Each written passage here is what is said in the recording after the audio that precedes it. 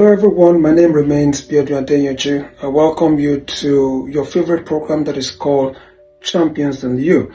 Now in this series we continue with the subject of faith, which is formation of faith. And then our scriptural framework this time around is going to be taken from the book of Philippians chapter 4 and verse 8, because we're talking about the formation of faith. It says, and I quote, "Now, what things soever that are true, what things soever that are honest, what things soever that are pure, what things soever that are just, what things soever that are lovely, what things soever that are of good report, if there's any virtue, if there's any praise, think ye on these things." Now, we've consistently said that the first raw material that you need to integrate in order to give formation to your faith is known as your thought. Now, from the biblical perspective, I want us to examine what I call the properties or the particles of human thought, from this scriptural narrative, which is Philippians chapter 4 and verse 8. The first characteristics of thought that I want you to note from this passage is known as thoughts are things. Thoughts are things. If you read that singular verse of the scripture, things are mentioned 6 times, and 6 is the number of humanity. So what it means is the fact that thoughts are regarded as object of reality in the realms of the unseen. So, thought, if you check, is a product of a mental activity that is called thinking. Thinking is the process.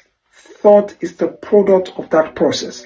So once thought becomes a unified entity, then it is regarded as an object of reality in the realms of the unseen. So thoughts have the capacity and the capabilities to objectify themselves if you operate them at a certain frequencies that I'm going to explain to us in the course of this teaching.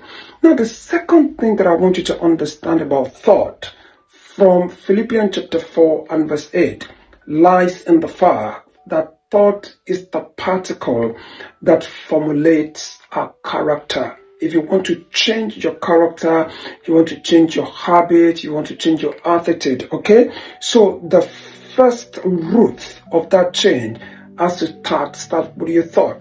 If you look at character components that I mentioned, whatever things that are true, things that are honest, things that are pure, things that are just, things that are lovely, things that bring good report, these are all element of virtues or characters that endear us to people around us. And I've constantly said that habits are things you do without thinking. When your habit affects somebody else, it becomes what I call attitude. And then when your attitude becomes repetitive, it becomes an identity that we call character. So for me to change my character, then it is expedient and imperative for me to go back to the roots, of my action, which is known as thought. If I can manage my thought, obviously, I can also influence the outcome that we call character. That's the second thing that you will understand. Then number 3 from Philippians chapter 4 also tells us that thought is the foundation of every accomplishment in life. If there's any praise, if there's any good report.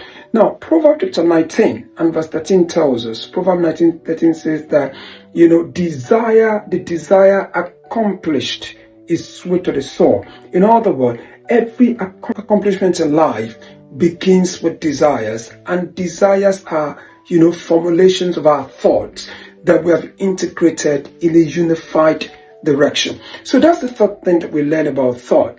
And then the third thing that you see about thought from there lies in the fact that thought can change bad report to good report. It says, if there is good report, think ye on these things. It doesn't matter the negative thoughts you received.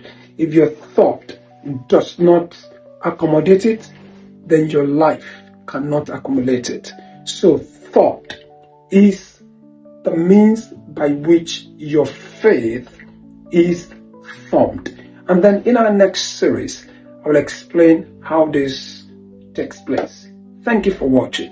I want to encourage you to please like, comment, and share this video. God bless you.